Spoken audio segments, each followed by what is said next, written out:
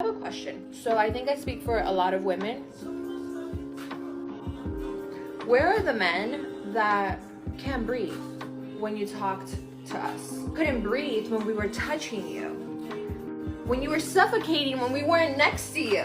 Where are those men? Because we want them. We want you to not be able to breathe when we're talking to you because you're so consumed by the thought of us that you are thinking about us and suffocating when we're not next to you.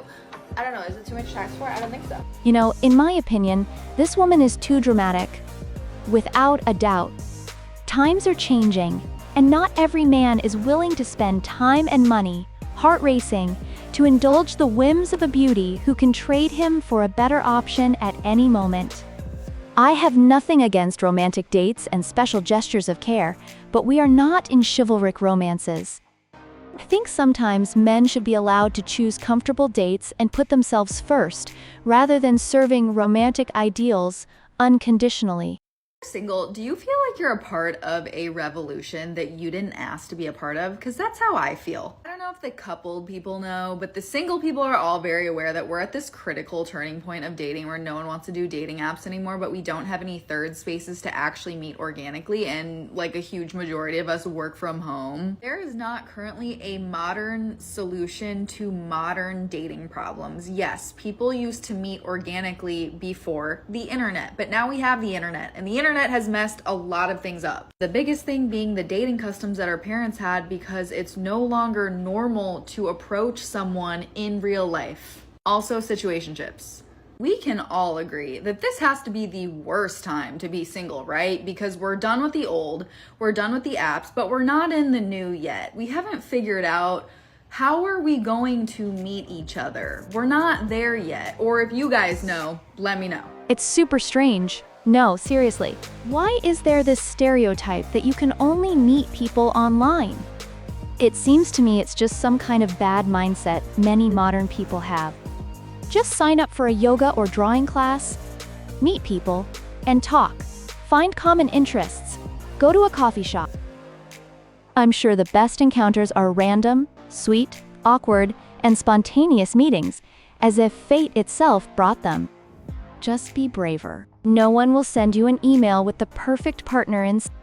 Can please someone can explain me the reason why every time I have to talk with a guy, I'm talking with whatever, we're not hanging out, we're just talking every single day, because he's like in the middle of nowhere, because like it or not, I find someone that is in the middle of nowhere, really far away from me.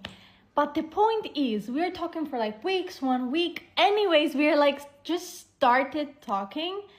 And you know, you're getting to know each other, whatever. Why do they have to block me? And block me, like why? Why? Like without saying anything, without saying like, without even like, leave me on scene or like never text me back. I would appreciate more that than rather than blocking me. Why did you block? It's hard to say what the reason is. If even the girl herself doesn't understand what's going on. I admit the possibility that after these weeks of communication, he simply got tired of her. Maybe he would like to visit her or invite her over, but something went wrong. Just something went wrong. Life is like that. Just let go and keep living. You know, it's not the end of the world to be so surprised all over the internet. I don't know about you, but it kind of turns me on when there's the man who's like a good-looking man, who is the most quietest man in the room. Like, it just kind of like, it makes you seem like a little bit more mysterious. And as a woman, we're naturally curious. So I feel like we just want to know more about that person.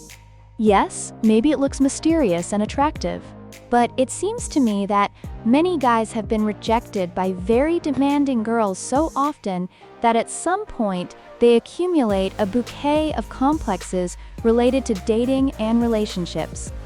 In such a situation, it's much more comfortable to just be yourself and for yourself, rather than trying to please someone. You know, like he doesn't read her mind and is afraid of being rejected.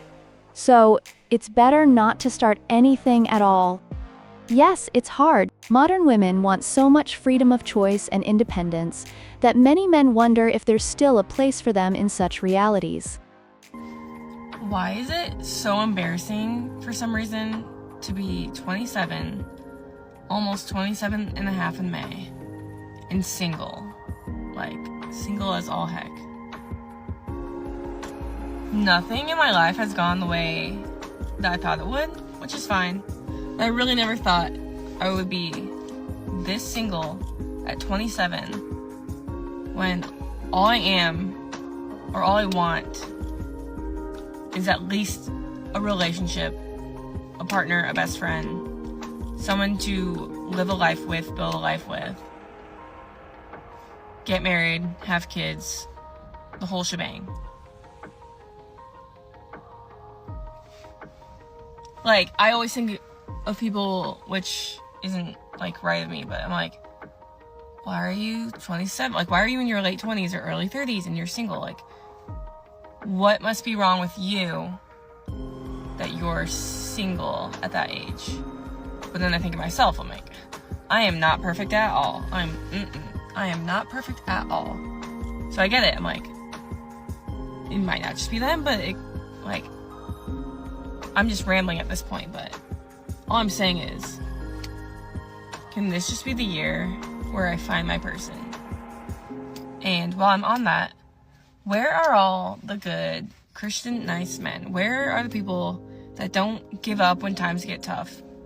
Where are the people that actually mean what they say? It's like, literally everyone around me is engaged, getting married, having kids, having their second and third kids, like, and I never thought I would be the single friend. I never thought that would be me. So, that's cool. I also hate dating apps. Like, I don't want to meet someone on a dating app. I want to meet someone genuinely in real life and have it go like that. Unless anyone on here. But so if you're in the central Illinois area, or really any state, because I'm graduating this May with my master's. My lease is up in June. I can go anywhere, okay? I can literally move it to any state. And it's really crossing my mind right now to just go. So central Illinois area or anywhere that's warm, has mountains, water, please comment below if you love God. It's number one. But why does it feel so embarrassing to be single at 27 when I just want to be starting and living a life with someone and having kids, like, at least by 29, you know? The girl looks very sad and lost, don't you think? I just want to say that she is facing the first signs of a midlife crisis when youth has passed and you compare yourself to others. Where did I go wrong? Why do others have it and I don't? I think she had a chance to get married, but for some reason, she missed it. And now, she is forced to display her loneliness, literally calling for someone to take her in. It's sad, yes, it's sad. Perhaps if she hadn't had such high expectations for relationships in her youth, she would now be happily married. What do you think?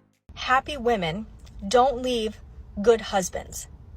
He didn't really start this process. I guess it was more so me, because I was always looking for someone else because I didn't know how to be loved or how to accept love. And so while he was fighting for me, I was pushing him away. But I never truly accepted happiness.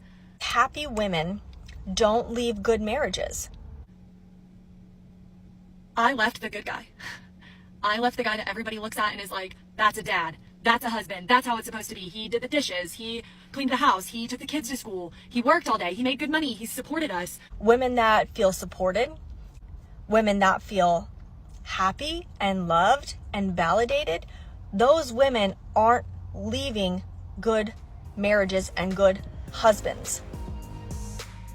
He was the good guy. So I'm here to tell you, it's okay to leave the good guy. It's okay okay to leave the good guy.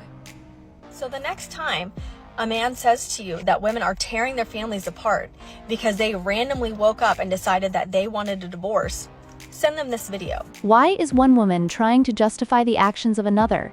I don't know about you, but to me, the blonde regrets her actions.